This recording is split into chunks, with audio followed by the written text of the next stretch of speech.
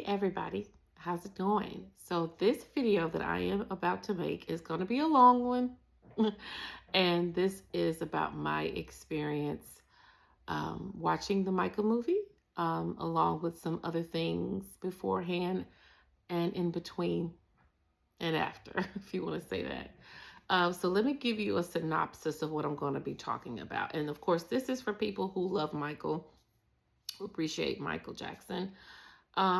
So it's not for people who don't. So if you don't like Michael Jackson and if you think that he was somebody weird and someone who did some wrong things because you chose to believe that based on what media says and other unworthy sources, I would say, because if you do your research, you would know otherwise. But anyway, not to get into that. This is only for people who love Michael and are fans of Michael Jackson and watch the movie, because also if you have not watched the movie, you may not want to watch this video because I am going to be talking about things in the video unless you just don't care about spoilers.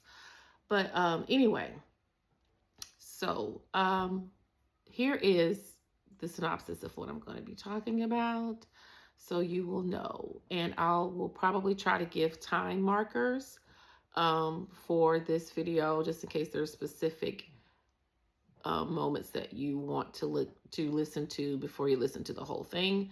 And of course, you can ask me questions in the comments and let me know if there's something you feel like you would like to add. Okay. So I'm going to be talking about how I became a Michael Jackson fan. Pre-Michael movie information that I had that was out there already.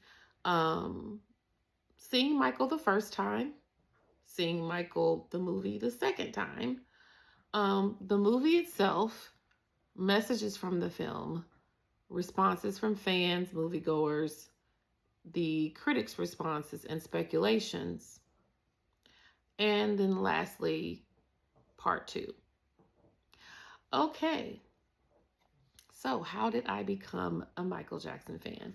So I was introduced to Michael Jackson as a little baby girl.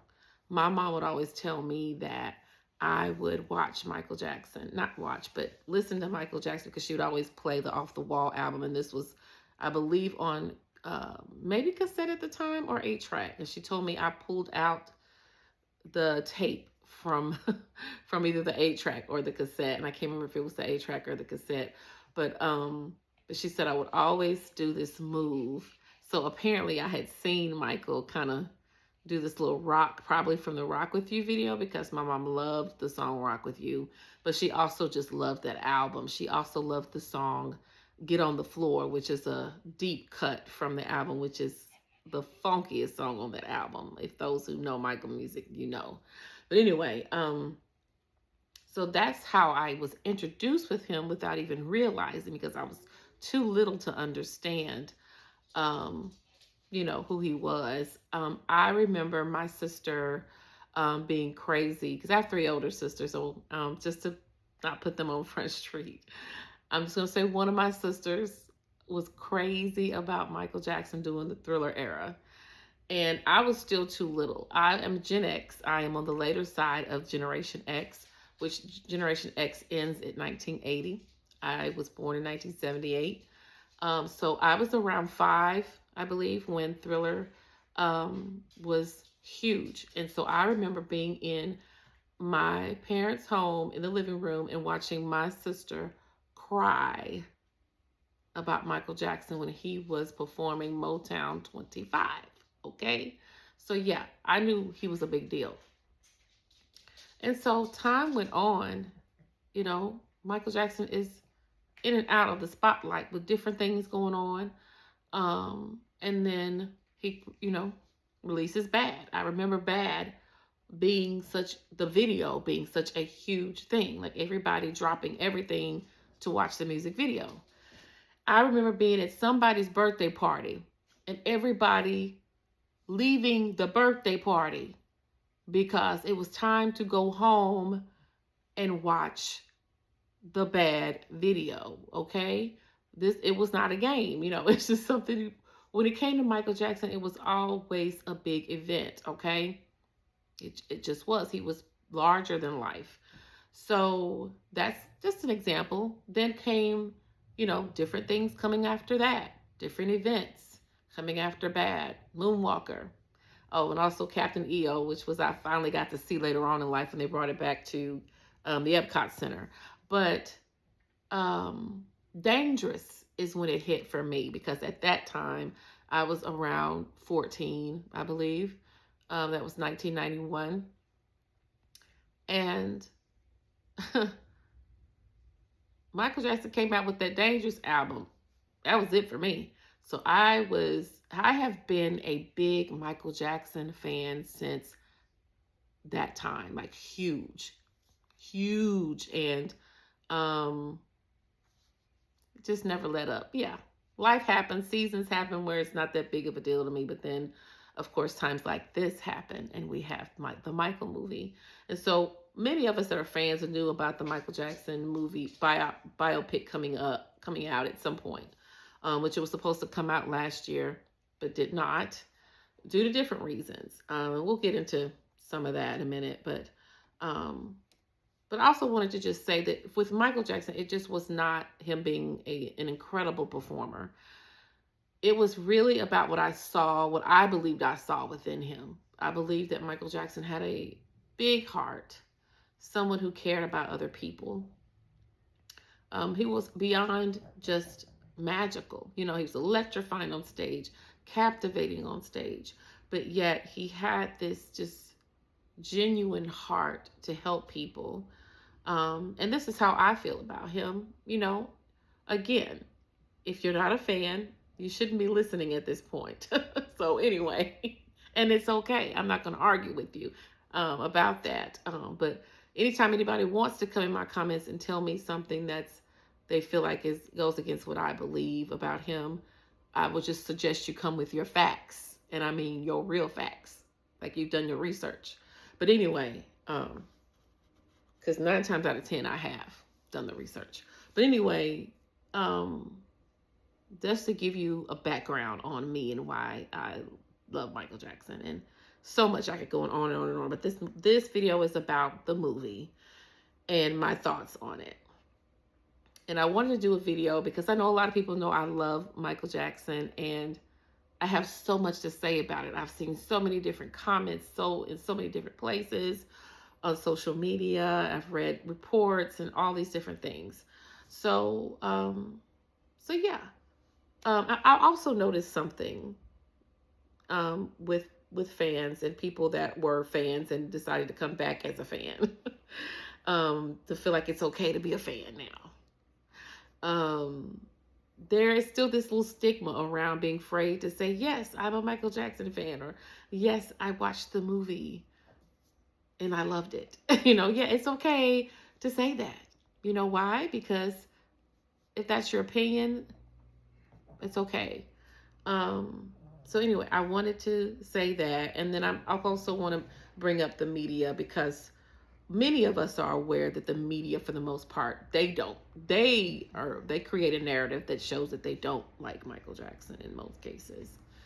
And it's been like that for a long time. So I just wanted to kind of give you that little note because of what we may talk about, what I may talk about later. So pre-Michael. So as I said, the Michael movie had been in the works for, I think since 2020, maybe, if I'm not mistaken, or been in discussion amongst those who were going to create it, like Graham King, the producer, who also produced Bohemian Rhapsody, which I know there's a lot of people who had their issues about that film. And before I go on, let's talk about biopics for a second. Let's talk about biopics for a second. I think what we have to realize, and I'm saying this for myself because I had to come to this conclusion, biopics are not documentaries. And what I loved about Eric Benet in his post about the Michael movie, which I'm probably going to talk about a few times in here, is that he mentioned how this is cinema. It's not journalism. So you have to take those specific types of expectations out of thinking that everything in the film is going to be in it about that person and going to be accurate. Um, and I think some people may say, well, why can't it be accurate? It's about a real person. Well, because it's not a documentary, for one. And when people like Lionsgate and Universal Pictures and all these people are involved, John Logan, who's the writer for this movie, I am picturing the fact that these are all people that are looking like, okay, we can't just put out anything. We have to put out something that's going to draw people. And so they have to think about, what is the narrative going to be for that biopic? And so with the Michael movie, they have decided that the narrative is going to focus on Michael as becoming a star, but in the midst of becoming a star, we're going to talk about who he was as a human, but the storyline is going to be built around his relationship with his family, but more specifically his father, and the dynamics of that, and how he broke free from the management of his father, even though he continued to have, trauma from that, as some of us know from conversations that Michael has had with others in interviews about him, as well as things that were written. So that is the gist of it. So when you think about that, you have to consider the fact that, oh, yeah, so that means there's going to be certain things that they're going to have to focus on to make sure it flows with that narrative. Meaning some stuff is not going to make it in the film. It's just not. And some people are not going to make it in the film, which I want to talk more about that because there's a lot around the people who were in the film. And also, it's important to note that there were some reshoots with this film, as some people already know that. But I think it's important to note that in many films, there are reshoots for whatever reasons, and scenes cut out of the film before they decide on what should be the final film. And so I think it's important to note that because of all the talk and conversations, there was going to be scenes related to the allegations, specifically the first case around Michael Jackson. But due to legal reasons or a legal clause within that specific settlement, they were not able to have those scenes in there. So that's part of why they had to do some reshoots.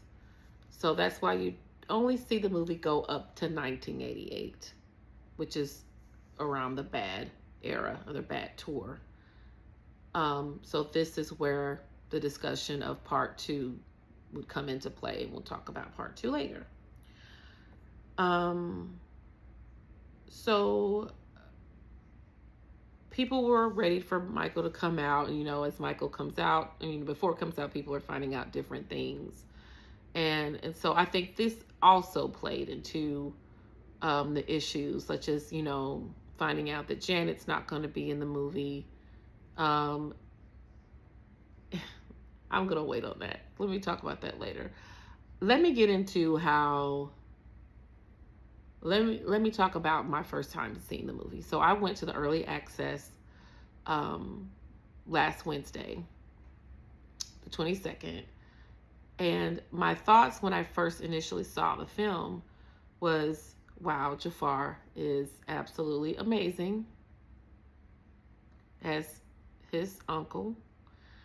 Fun movie, but I still was processing how I felt about the movie, and I really didn't know how I felt about it. I was still trying to process it all, and the reason is because the problem with us as fans, we walk into things expecting certain things because of how much we know. And this is on different levels. There are some fans that love Michael Jackson but don't know, they only know surface stuff or a little bit of stuff because of, for example, An American Dream.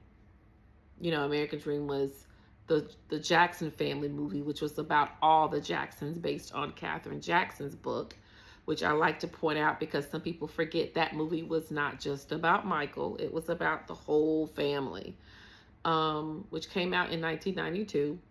And then there are other people who may not base their expectations on that, but just other events that they feel like should be focused on with Michael.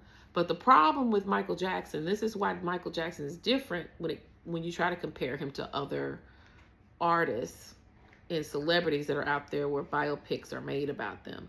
Michael Jackson's life was on display like all the time.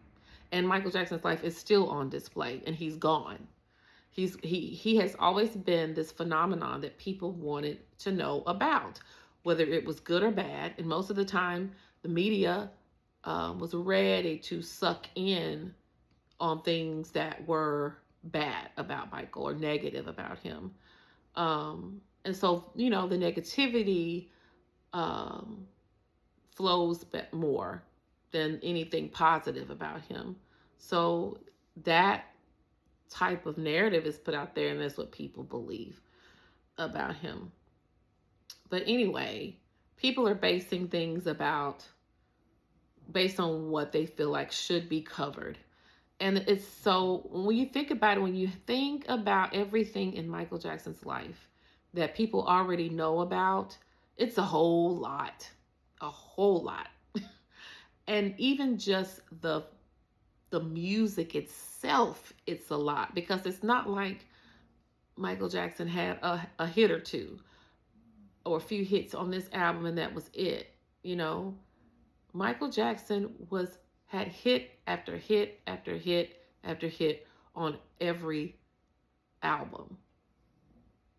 And then we're not even talking about Jackson 5 and the Jacksons, which I will get to the Jacksons era in another part of my video. It's hard. It's hard to cover everything about Michael Jackson. You just cannot do it. And so us trying to have in our mind what we think is supposed to be in the film, we really can't come from that perspective, because something's going to always be left out. Even if some of the stuff we thought should have been in there got in there, there was going to be something still left out. Because there's just no way, especially with a movie that's going to only be 2 hours, okay? A little over 2 hours. And so my first impression of it, I just didn't really know what to think. But I knew I was going to see it again. I knew I was already amazed by Jafar's performance and Coleman Domingo's performance. And really a lot of the actors' performances in there. Nia Long, I'll get into that in a minute. But that was my first impressions. But I knew I was going to see it again 2 days later with a big crew of us that went. We had a great time of community and fellowship, and we all enjoyed the movie. So when I went Friday night, I went in and said, no expectations, just have fun, enjoy the movie. And when I say I loved that movie, and I think about that movie all the time. And the reason why is because there were so many great moments in the film to show how creative Michael was, just how he was as a person, how he dealt with different situations, what he went through, the vitiligo, which to me was very important for people to see. So the second time was a whole lot better for me because I didn't go into the movie with a whole bunch of expectations of what I thought it should be, whether it was expectations of what I thought should be shown or expectations of what the story should have leaned towards. I went in just accepting what the story is and all of the different scenes and the events. So I love the film, and that's why I'm going a third time. Okay. So anyway, so that was my experience the second time. So the movie itself, the movie is not perfect, but it is spectacular to me. And I say it's not perfect because, like when I mentioned vitiligo, I wish it would have focused a little bit more on that, because I feel like that is one part of Michael's life that has either been misunderstood or people didn't believe him when he said he had it. But let me state that all you have to do is research and see that if you research Michael Jackson's autopsy report, you will know that it showed he had vitiligo. Now, the other thing is if people watch the Oprah interview, I know there's some younger fans that, like when I mentioned An American Dream, they don't know about An American Dream. Some people may introduce that to them because they're fans of Michael, but a lot of people don't know about An American Dream. The people that know about, I'm going to tell you who really know about An American Dream: Black people. We are the ones that watched An American Dream and know the script backward and forwards. Okay, we know what was said in every scene in that movie. We know what Catherine said to Joseph in so many scenes. We know the conversations between Michael and Tito and Jermaine. We know it all. Okay. Now, I'm not saying that nobody else does. I'm just saying I just know. That's one thing I hate, and I hate to say this, and I don't want anybody to take this the wrong way, but when I say this, the Black culture, Black people, we know what that means. This movie was for us. It was. Not saying it's not for anybody else. It's part of the reason why we love it is because there are things that we understand about the movie. And that's why critics and what they say about the movie is irrelevant. But again, I will get there. So the vitiligo, I had to get back to that because that's a real thing that Michael Jackson experienced and went through. And that was why, to me, it was very important for them to deal with that in the movie. And they did. I just wish they would have probably focused on it a little bit more. But I love that they had that scene at the doctor and him mentioning that to the nurse and showing how his arm had spots on it, because that was a real thing for him. But people want to believe the worst about him and believe he was lying and that he didn't want to be Black. Michael struggled with the way he looked. Yeah, he had insecurities about the way he looked, but he did not struggle with being a Black person. Okay? I think that needs to be said. The storyline, let me just say this because I think that's important to mention the storyline.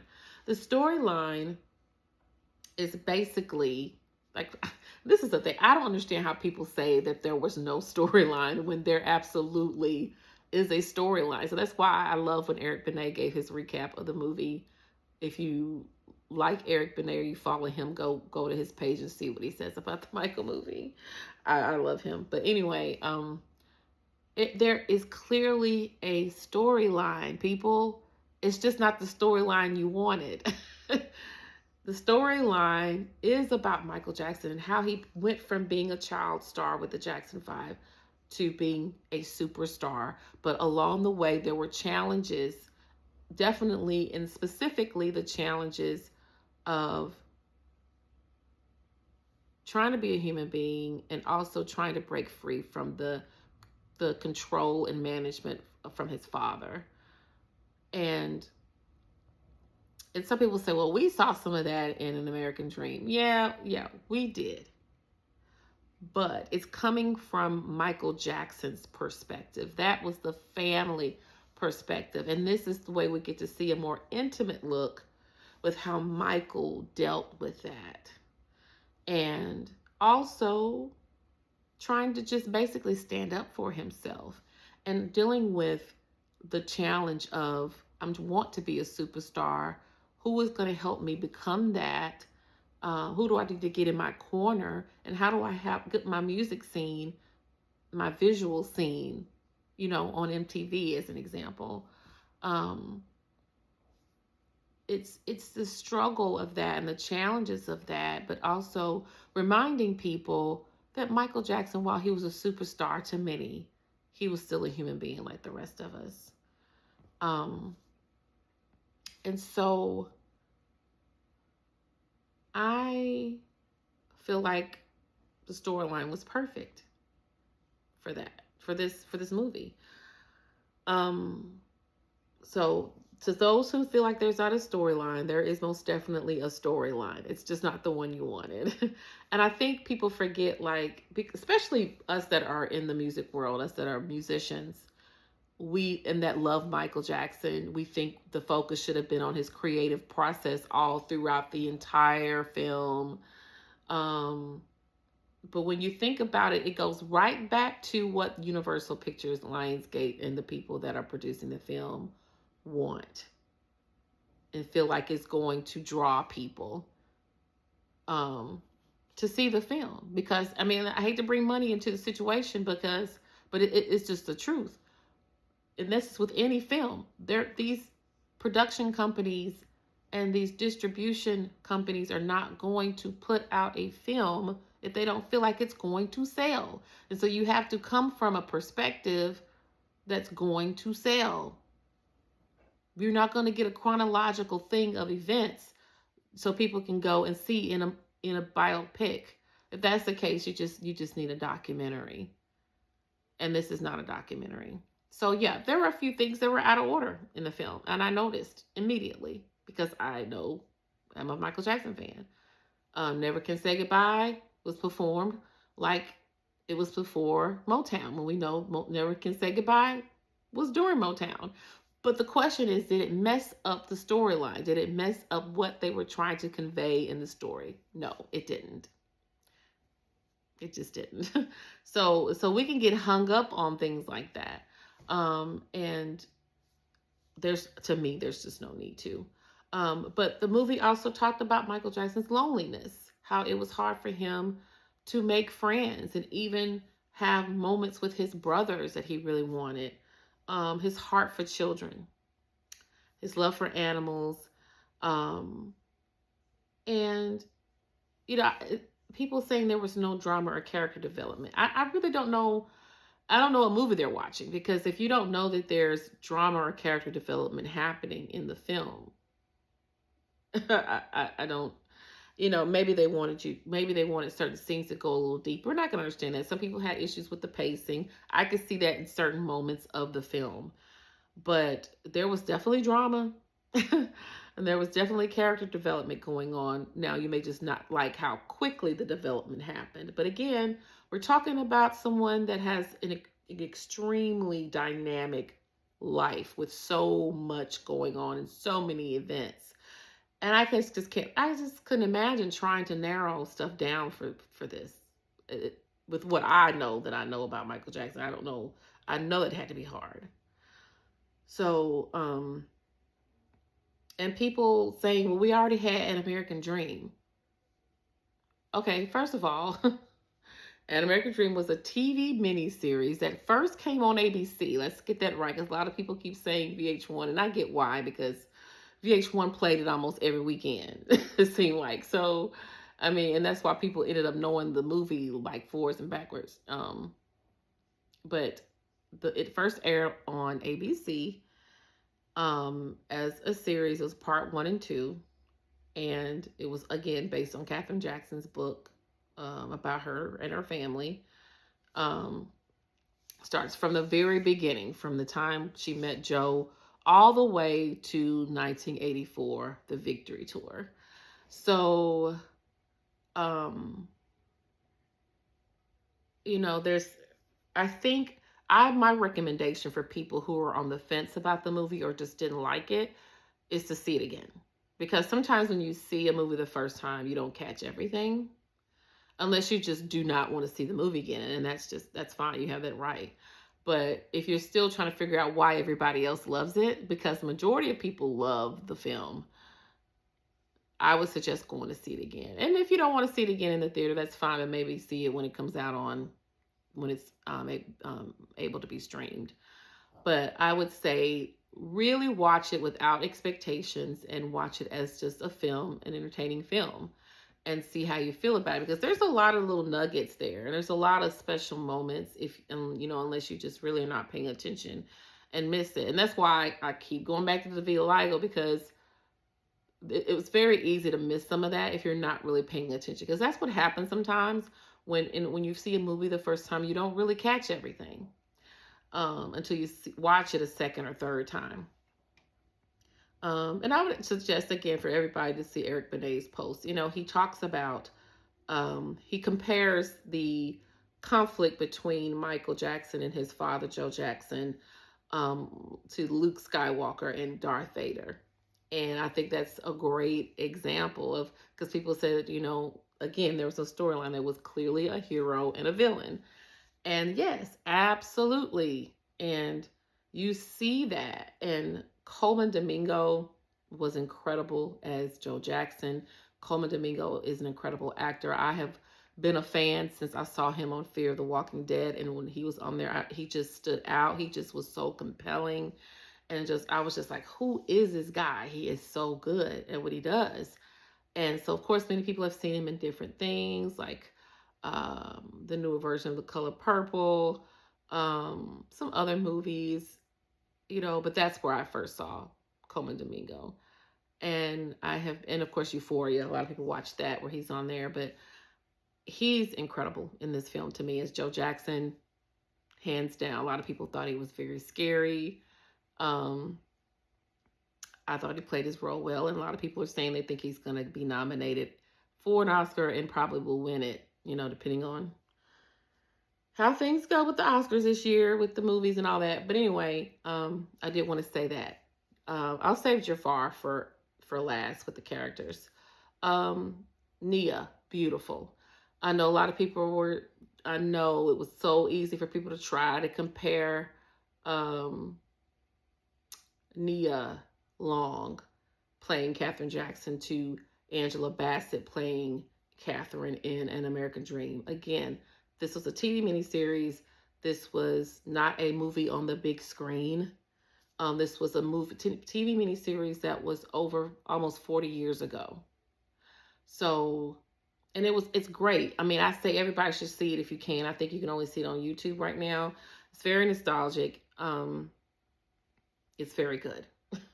But to me, Nia Long was just right. And the reason why I say Nia Long was just right for it, first of all, she kind of resembles Catherine. And then Catherine, in interviews and clips that I've seen of her, she's always seemed very calm, just very loving and very sweet. And that's how Nia Long portrayed her in this film. And I loved that it showed the relationship between Michael Jackson and his mom. I think we needed to see that. We saw a little bit of it in an American Dream, but it was so good to see those moments to me, seeing them interact to show how much they loved each other. And they did. I remember Michael Jackson calling his mom perfection, and that she was dear to him.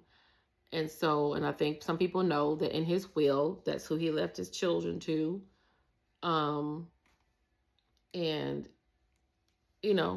he loved his mom. So, and it was just great to see that interaction on screen between Jafar and Nia playing Michael and Catherine. So I thought Nia Long did a great job. Lorenz Tate was Barry Gordy, of course, incredible. Not a lot of things, of course, with him because they weren't focusing a whole lot on the Jackson 5. But I thought he was great. I think Kendrick's last name is Sampson, the actor that played Quincy Jones. Wonderful. Looked just like Quincy in the film. Yeah, great job, Kendrick. Great moments there, and some people would feel like they probably should have focused a lot more on that dynamic too. But you also have to think about, again, the story they're trying to tell and what they need to focus on. Because they're also trying to get in moments with Michael and with Michael outside of the creative process. Michael as a human, Michael and the things he loved, like children and animals. So that was important. So you see Michael with bubbles in the film. And some people would say that was corny, that it wasn't needed. I think it was very much needed because that's Mike Bubbles was very much a part of his life. He treated Bubbles like his friend or his child, you know. So it was, I think it was important to show that dynamic of the why he needed Bubbles, which was because he was lonely at times. So Bubbles became a very important part of his world. And so did the other animals in his world, the llama, the giraffe, the snake. You know, people think that's, you know, just corny and that's kind of just stupid, but it's very important to show that's the world Michael was in. That was his world, you know. Then the other character is Bill Bray, Keelan, and I'm so sorry I forgot to get Keelan's last name, but he was incredible as Bill Bray, and this is another reason why I love the movie, because this is a character nobody even, unless you're a Michael Jackson diehard fan, you don't know who Bill Bray is. I knew who Bill Bray was, and I love that they portrayed him in the film, because it was very important, because Bill Bray was with Michael Jackson for a long time, and they developed a very close relationship where Michael Jackson felt like that he was a father to him. So I loved that element of the movie. So many great things. I know I could go on and on and on. There's favorite scenes. My favorite scene, I don't know, a lot of people's favorite scene is the human nature scene, which was absolutely beautiful. But I have to say my most favorite scene is the Beat It scene. It's just something about that scene in the film. Before we get into Jafar, there were some nods in the film, such as the first one I remember is Gladys Knight. They didn't mention Gladys Knight's name, but that's who it was. That's who it was. And they were performing. I heard it through the grapevine.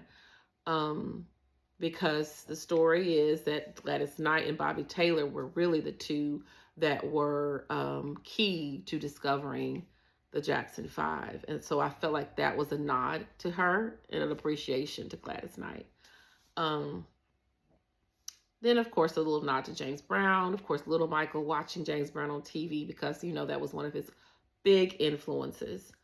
The nod to Charlie Chaplin, another big influence for Michael Jackson. And, of course, when him and his mom are watching Fred Astaire on TV. And I love the fact that it showed the stuff that him and his mom would watch on TV. Obviously, he liked the Three Stooges. They showed a clip of that. Just so many great moments. And then I also wanted to point out two fun facts. They actually did film at Havenhurst, the home of the Jacksons, which they still own. Nobody stays there, but they have events there. So they filmed at Havenhurst, and Jafar talks about how he stayed there while they were filming to prepare for this role. And also, a lot of people don't know this. This was just found out recently, that if you look at the Victory Tour scenes, there's one scene during the Victory Tour moments in the movie where you see Prince Jackson, Michael Jackson's oldest son. So that's another good reason to go watch the film again, see where he shows up. All right, so that's all I'm going to say on the film itself. I know I've given a few little things that could be considered little spoilers, but it's an incredible film to me.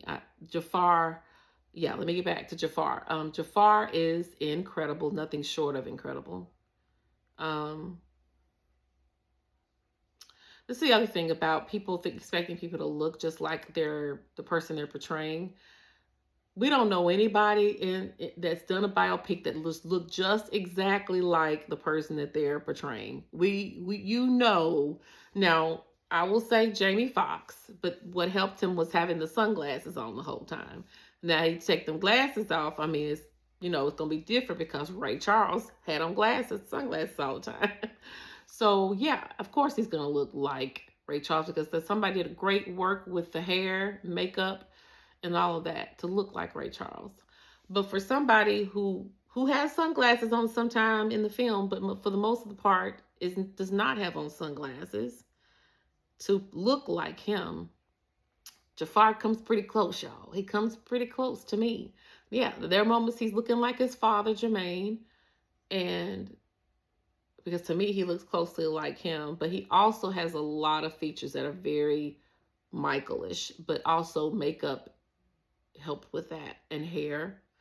So kudos to the makeup team, and the hair team, as well as the costume design.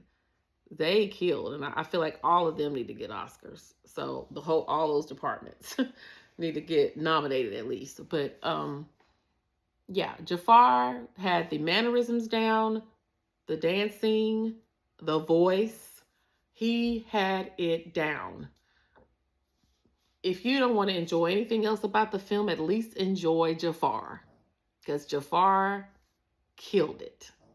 I mean, killed. And I'm not even exaggerating. So yeah, Jafar, bravo to you. And I hope he gets nominated too. And I hope he wins. Just saying. But moving on, messages from the film. So I feel like the main messages that I got from the film, besides that Michael Jackson is a human being and loved people and loved animals and just had a big heart to show people love and spread that love all over the world, which is happening. That's what he wanted, and that's exactly what happens. People, millions and millions of people are fans of Michael Jackson and fans to this day, and he continues to get fans that are born, people that are born and become fans. Okay, so he did what he wanted to do. But the other messages that I think people, because you've only seen it once, you've not really had the chance to really focus in on it, lock in. I can't think of her name, but there's this vocal coach that did a great video that I saw on Instagram. They're talking about how Michael Jackson had time to focus and lock in on his craft and not be distracted by different things. And that's what's going on with us today, is that we have so many distractions that keep us from really locking in.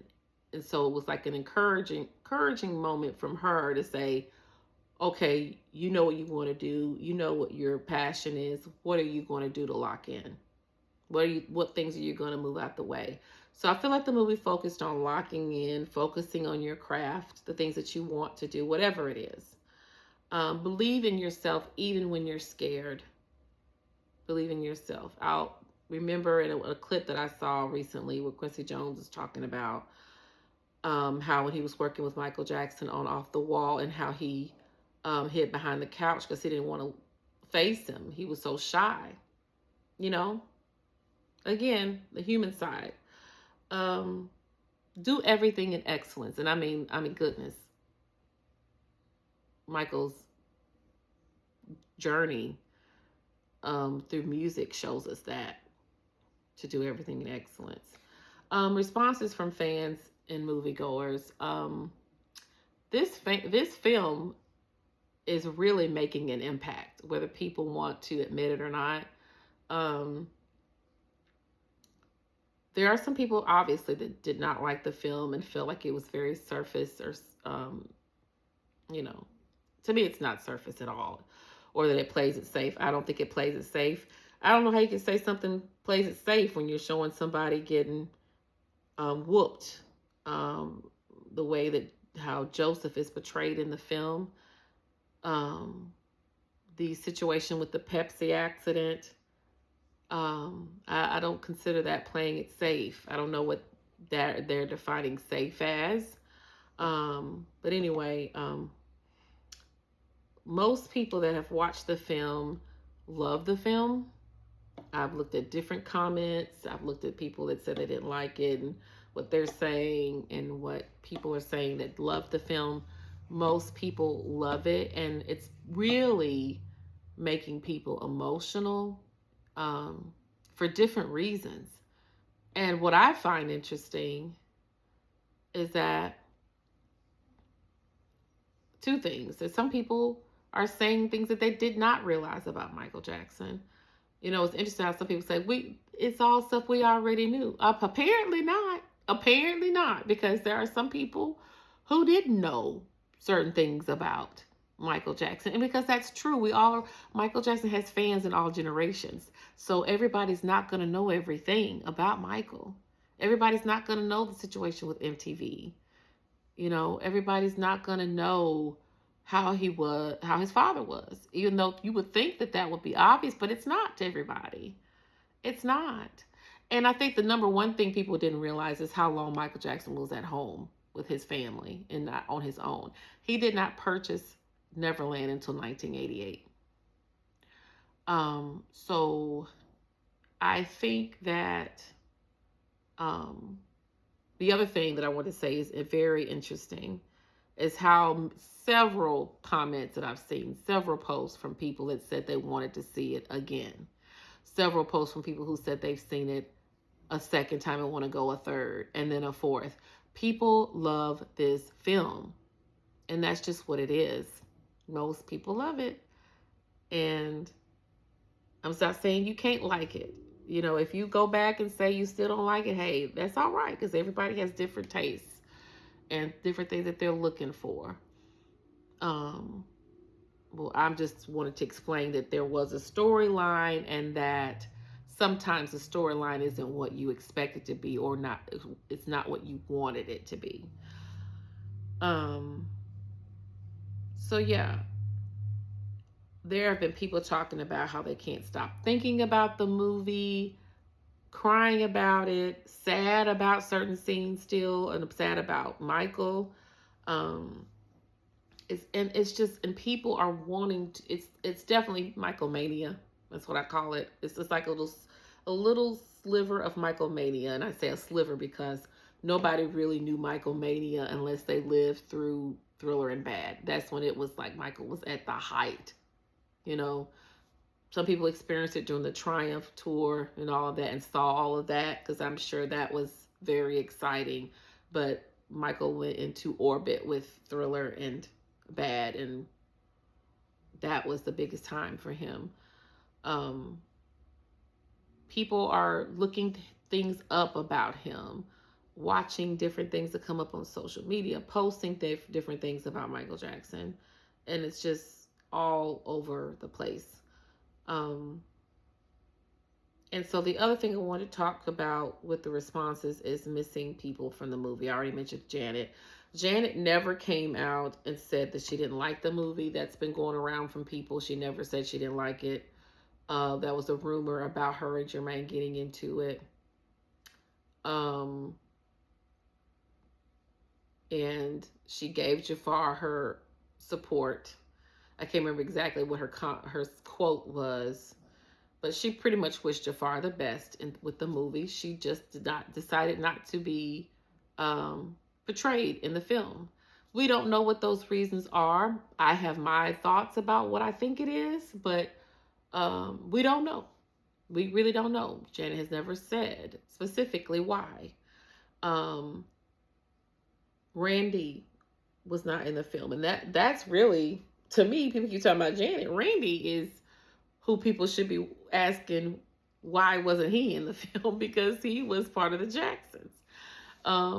So he declined from being portrayed in the film as well. Has never stated why. Okay. But the rest of the siblings were producers, not executive producers, but producers of the film. Tito, before he passed, was on as a producer. LaToya, Jackie, Jermaine, Marlon. If I'm not mistaken, I believe all of them were on as producers, but all of them came to the LA premiere that they had. So there's support there for Jafar, and which is good.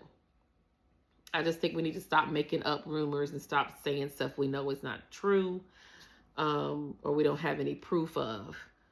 And so, also Rebe, the oldest, did not want to be portrayed in the film. So again, we don't know. And I would like to say that I just saw a post from Rebe's son where he's showing, I don't know whose house they were at, but they were, it might have been at Rebe's, because Rebe takes care of their mom. Catherine now stays with Rebe. Nobody stays at the Havenhurst home. So there was a clip of Rebe and Latoya in an Instagram story from Rebe's son of them in the kitchen cooking. So that was nice to see that Rebe and Latoya were hanging out with the rest. It seems like the rest of the family was there. We just didn't see them based on what Austin, Rebe's son, was saying in the Instagram story. And so, yeah. So yeah, they're the critics. So as you know, a lot of people are making clips about or posts about what Rotten Tomatoes has said, and other critics out there that or critics that write up do write ups about films for Rotten Tomatoes, and other critics out there have, you know, pretty much said negative things about the movie. Rotten Tomatoes, it's the percentages. It was 27%, now it's at 37%. But the audience's response, I forgot what they call it, the little popcorn meter, their rating is 97%. It's a big difference. So that's interesting. You know, you would think with such a big difference, like what's going on here. So, and if you look at some of the write-ups, and I forgot what they actually call those. You know, I'm not a film critic, so people that know film know exactly what they call them. But you know, besides, I guess just reviews. I guess we're saying that it was safe, it was sanitized, made Michael Jackson like a Christ-like figure. Well, Mike, again, I don't know how you could do that, but when the movie's trying to show how Michael Jackson is a human,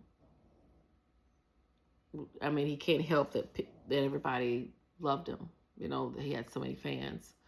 So what it comes down to me is that they were not happy that there was no mention of the allegations. And I believe that, again, it's just another confirmation of how the media looks at Michael Jackson and how they want him to be portrayed. But again, the movie was going to deal with the allegations, and the reshoots had to happen because of the legal clause. So we didn't get that. So I think the audience's rating matters a whole lot more than critics, because critics have given lots of things great reviews that were terrible to a lot of people. And again, like Bohemian Rhapsody, that's another example of which right now holds the record as the highest grossing biopic, which is about to change. I'm sorry, it's about to change looking at how the Michael movie is doing. People expected certain things to come out of that movie because, they said there were a lot of inaccuracies, and it's not a documentary. It's a biopic, and they've got a movie to sell that's going to be entertaining to people. It's just what it is. Things are not going to be accurate in any biopic. We can go back all the way to Tina Turner's biopic. We can go all the way back to Ray. We can go all the way back to Walk the Line.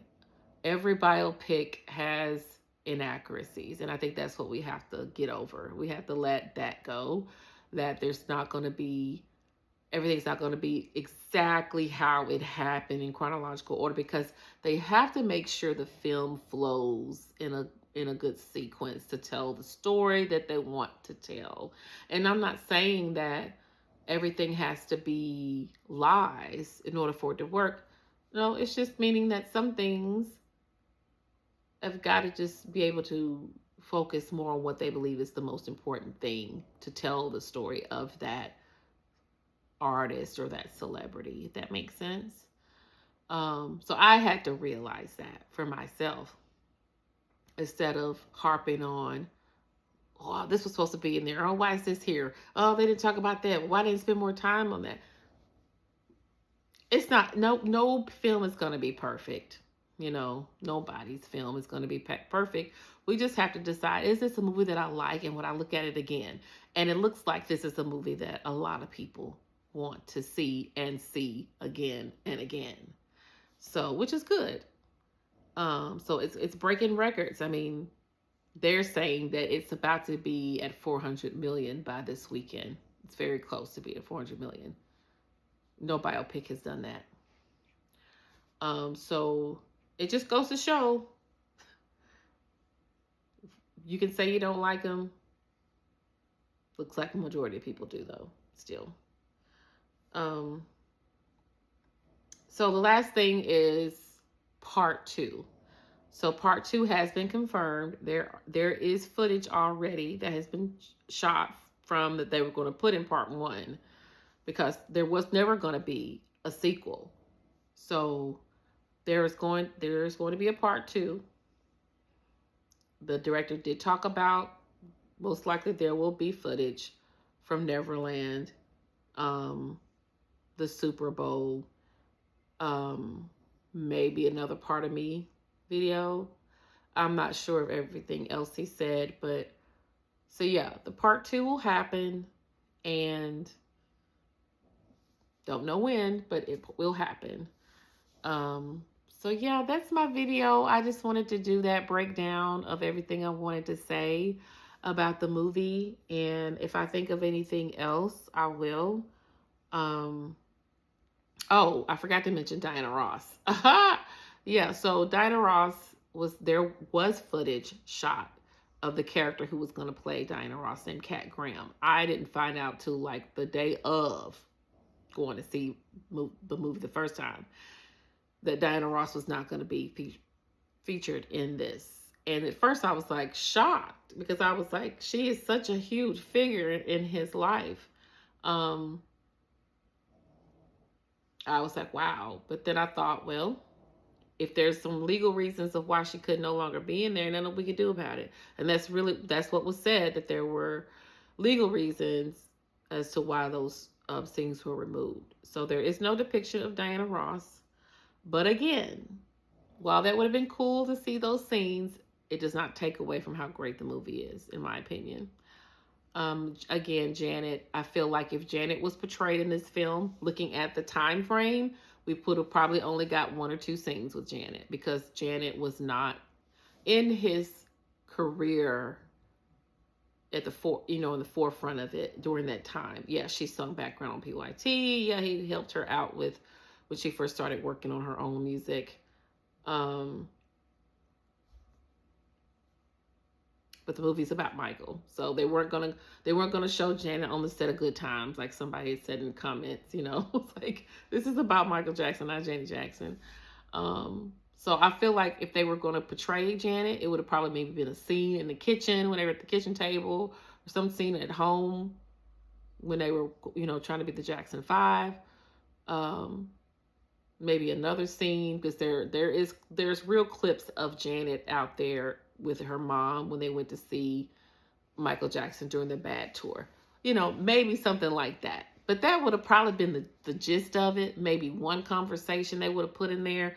But there, again, it was not something that was going to affect how good the movie was. I think people wanted her there because we've looked at Janet as being the closest to Michael, when technically we don't know who was the closest to Michael Jackson. We're just assuming that because they are the 2 biggest siblings, the 2 most successful of all the siblings. And we're assuming things when the reality is, because people were asking, why is LaToya getting so much screen time? Well, at one, they were close at that time. They actually lived together in New York at one point. So it's nothing that's not far-fetched as people think, showing the scene of him and LaToya interacting. So I just think people have to get out of that mindset of like this emotional attachment of like, oh, I got to see Janet and Michael together on screen. But it's like, for what? What was it going to do to add to the story? So Randy, I think, to me, was the most missing, strong portrayal that it was missing, because We have no proof of why he didn't sign off on it, and we also have no proof that of why anything from the Jacksons era was not in the film, because that would make sense why it would not be, because Randy was with the group during the Jacksons era, not the Jackson 5 era, and Jermaine was gone. So it would make sense for them not to try to have anything really to stand out from that era. They played songs from the Jacksons in the film, like Enjoy Yourself, Blame It on the Boogie. But yeah, Randy, and also you'll notice, spoiler alert, the Victory Tour, the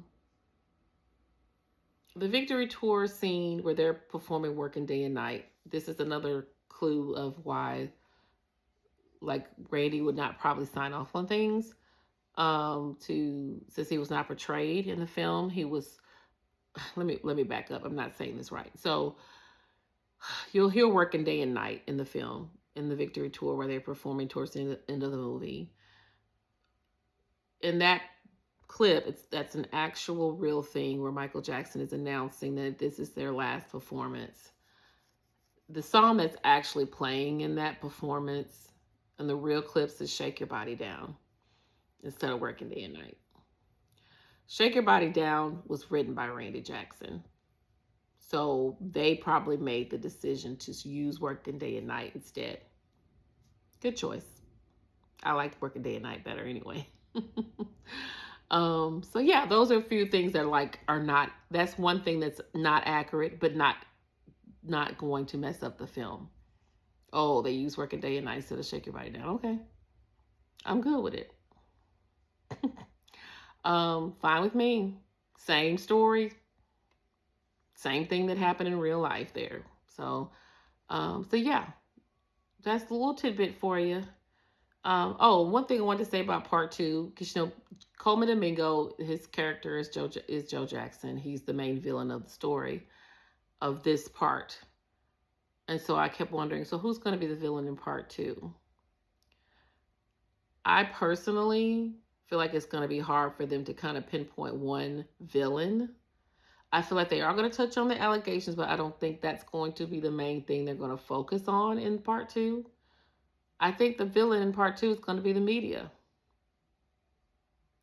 Some people will say that, well, could it be Sony and all of them? I'm going to go and tell you now, I don't think they're going to touch on any of that in part 2.